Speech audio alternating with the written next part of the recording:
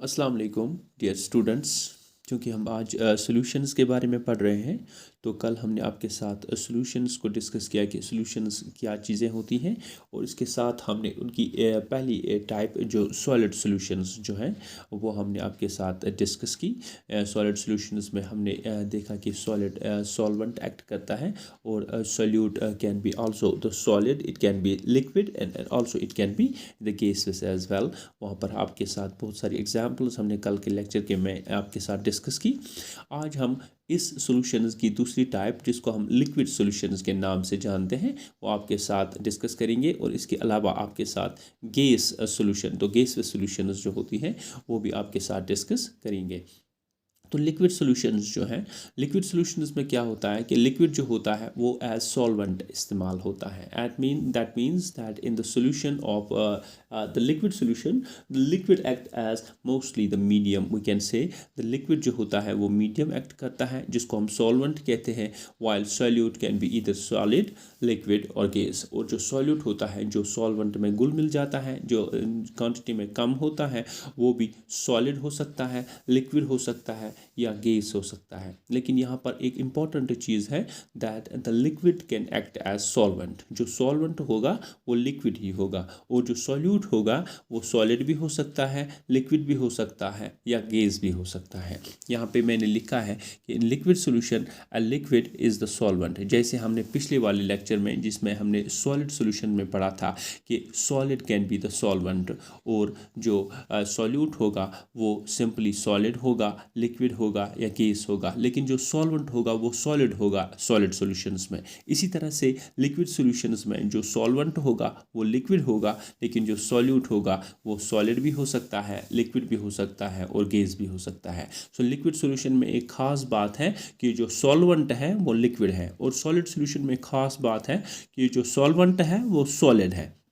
तो यहाँ पे जो लिक्विड सॉल्यूशन में सॉल्वेंट है वो है लिक्विड, और जो सॉल्यूट है वो सॉलिड भी हो सकता है, लिक्विड भी हो सकता है और गैस भी हो सकता है। चंद मिसालें देकर, हम चंद एग्जाम्पल्स की मदद से इस लिक्विड सॉल्यूशंस को अपनी डे टू डे ज़िंदगी में आपके साथ बयान कर सकते हैं।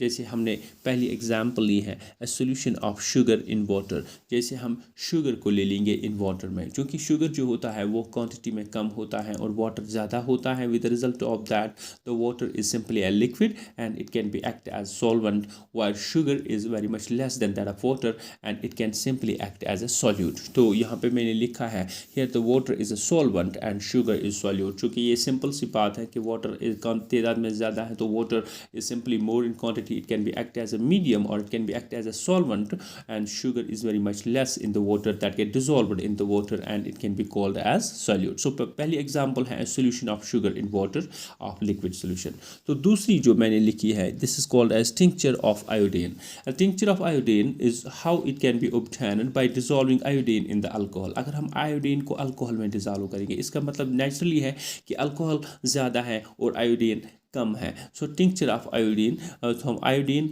Tincture of iodine is simply being obtained when we dissolve iodine in alcohol. अगर हम आयोडीन को अल्कोहल में डिजॉल्व करेंगे तो अल्कोहल जो है वो एक्ट करेगा एज सॉल्वेंट, और आयोडीन जो है ये कम तादाद में है, इसमें हम डिजॉल्व करते हैं तो iodine act as a solute. So iodine act as a solute while as the alcohol act as a solvent। so this is called as tincture of iodine. So tincture of iodine में क्या होता है, एक iodine होता है और दूसरा alcohol होता है, लेकिन अल्कोहल ज़्यादा होता है और आयोडीन थोड़ा बहुत होता है। जो थोड़ा बहुत अल्कोहल में हल होता है वो एक्ट एज सोल्यूट होगा, और जो अल्कोहल खुद होगा वो एक्ट एज सॉल्वेंट करेगा। But the solution is simply the liquid solution because solvent ज़्यादा है, लिक्विड है। ठीक है। Third one, a solution of alcohol in the water. इसी तरह से हम अल्कोहल को पानी में मिला लेंगे, तो इसका मतलब है कि पानी की कसरत ज़्यादा है बनिस्बत अल्कोहल की, क्योंकि पानी भी लिक्विड है और अल्कोहल भी लिक्विड है।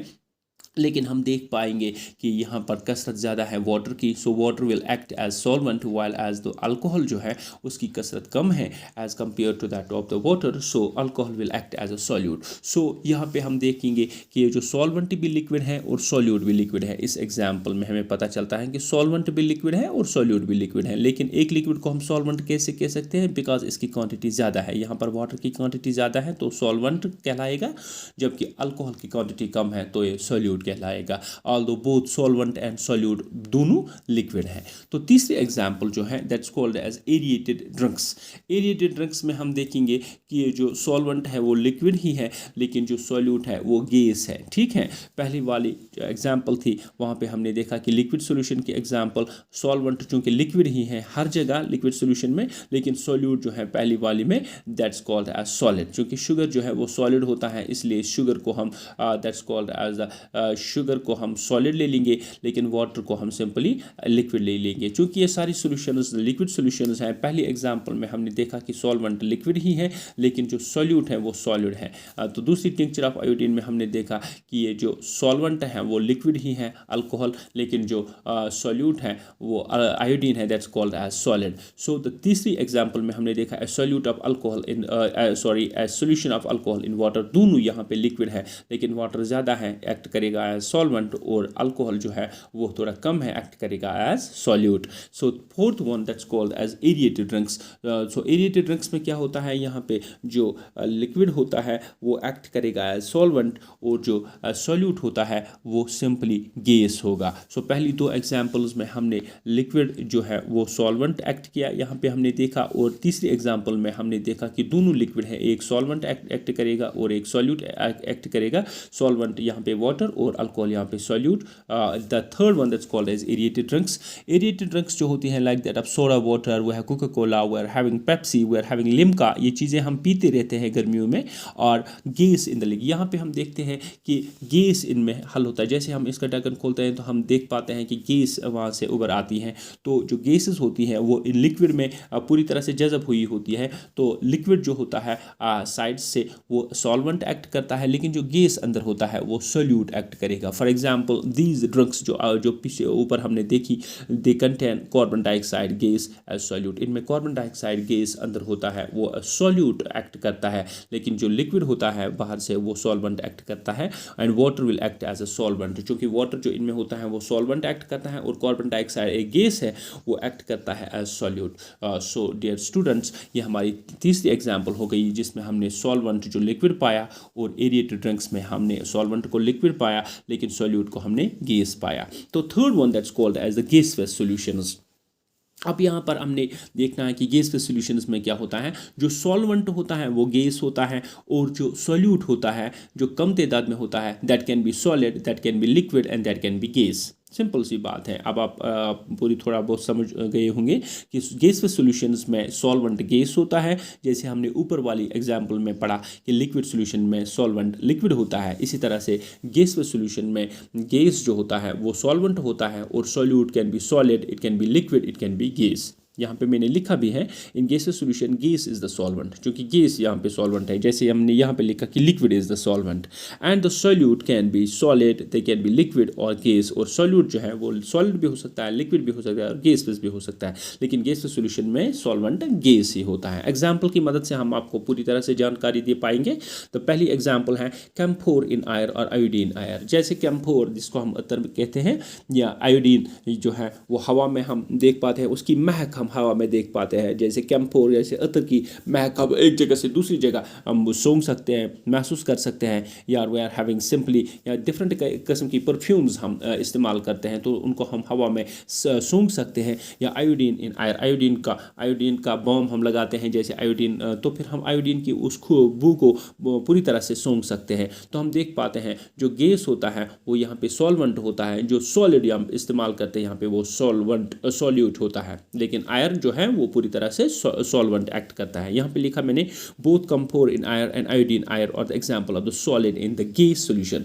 चूंकि कैम्फोर एक सॉलिड चीज़ है और आयोडीन एक सॉलिड चीज़ है, इसको हम इस्तेमाल करते हैं तो इसकी खुशबू या इसकी बू जो है वो हम पूरी तरह से महसूस करते हैं। तो हम देख सकते हैं, हम कह सकते हैं जो आयर यहाँ पे है वो एक्ट करता है एज सॉल्वेंट, और जो कैम्फोर है या आयोडीन है वो एक्ट करता है एज सॉल्यूट, लेकिन सॉलिड सॉल्यूट। यहाँ पे हम देखते हैं कि कैम्फोर और ये जो कैम्फोर और आयोडीन है वो एक्ट करता है एज सोल्यूट, लेकिन सॉलिड सोल्यूट, लेकिन जो आयर है वो एक्ट करता है एज सॉल्वेंट। तो दूसरी एग्जांपल जो है क्लाउड, फॉग, मिस्ट एक्स्ट्रा। क्योंकि क्लाउड जो है जिसको हम अब्र कह सकते हैं, फॉग जो धुंध कह सकते हैं, और मिस्ट जो है जिसमें मिस्ट जो होता है वो सिंपली से उसमें थोड़ी मॉइस्चर होती है जो भाप की एक किस्म होती है, लेकिन मॉइस्चर ज़्यादा उसको हम मिस्ट कह सकते हैं। ये सारी चीज़ें जो हैं ये examples of the liquid in the gas solutions हैं। ये गैस सॉल्यूशंस में लिक्विड की किस्में हैं। फॉर एग्जांपल गैसेस तो हमारे इर्द गिर्द होती ही रहती हैं, लेकिन क्लाउड में हम देख पाते हैं कि क्लाउड चूँकि भाप का बना होता है तो इर्द गिर्द क्लाउड के गैसेस होते हैं, बहुत सारी गैसेस जो होती हैं, तो क्लाउड उनके दरमियान घेरता रहता है, मूव करता रहता है। Cloud is the example of simply the liquid in gas. And also we're having the fog is also the example of the liquid in gas, and mist is also the example of the liquid in gas, so act as a solvent. तो हम देख पाते हैं कि water droplets जो इर्द गिर्द होते हैं वो act करते हैं, जो water droplets इनमें होते हैं, clouds में water droplets होते हैं, fog में water droplets होते हैं, और mist में water droplets होते हैं, that will act as solute, while as जो इर्द गिर्द हमारे होते हैं इनके इर्द गिर्द जो होती है ज़्यादा तादाद में वो गैसेज होती हैं। तो हम देख पाते हैं कि यहाँ पे गैस जो है वो एक्ट करेगा एज सॉल्वेंट, और जो क्लाउड, फॉग, मिस्ट जिनको हम लिक्विड की सूरतें कह सकते हैं ये हम सिंपली एक्ट करेंगे as a liquid, as solute. So here water droplets that's liquid act as a solute are dispersed in the air that's called as solvent. तो हम देख पाएंगे कि क्लाउड्स हो, फॉग हो, मिस्ट हो, ये सिंपली आयर में डिस्पर्स होती है। तो आयर ज़्यादा होता है तो क्लाउड, फॉग या मिस्ट कम होता है, तो क्लाउड, फॉग और मिस्ट को हम सिंपली यहाँ पे लिक्विड की सूरत में सॉल्यूट कह सकते हैं, जबकि आयर जो इनके इर्द गिर्द हैं इनको हम सॉल्वेंट कह सकते हैं। और आखिर पे चीज़ जो मैंने लिखी है दैट्स कॉल्ड एज आयर, क्योंकि आयर जो होती है that simply the mixture of the gases, तो this is called as the gas in gas solution. We can say here the gas, one gas can be act as solvent and the another gas can be act as solute. जैसे मैंने लिखा कि air is a mixture of the gases and it is homogeneous mixture of the gas in the gas. क्योंकि air जो है it's a homogeneous mixture of the gases that's called as the uniformly this combined situation. For example air is having 21% of oxygen, क्योंकि हमें पता है कि आयर में 21% oxygen है, 78% nitrogen, 0.03% carbon dioxide and other gases और 1%। तो हम देख पाते हैं कि यहाँ पे सबसे ज़्यादा कसरत नाइट्रोजन की है, और इसके अलावा ऑक्सीजन की 21% है, कार्बन डाइऑक्साइड की 0.03% एंड अदर गैसेस की 1% है। तो हम देख पाएंगे कि air is simply homogeneous mixture of the gases and one gas this is called can be act as solvent, and another gas that can be less in the concentration can be called as solute, like that of other gases 1% and carbon dioxide 0.03%. This nitrogen is much more, it is 78%, can be called as solvent. To dear students, आज हमने आपके साथ liquid solutions discuss की, लेकिन आपको याद रहना चाहिए कि लिक्विड सॉल्यूशन में लिक्विड ही हमेशा सॉल्वेंट होता है, while as solid liquid and gas can B solute with example जो आपके साथ हमने शेयर की। और इसके अलावा हमने गैस बेस्ड सॉल्यूशन आपके साथ डिस्कस की, और आपको याद रहना चाहिए कि गैस बेस्ड सॉल्यूशंस में सॉल्वेंट जो होता है वो गैस ही होता है, और जो सॉल्यूट होता है that can be solid, liquid and gas as well. Thank you.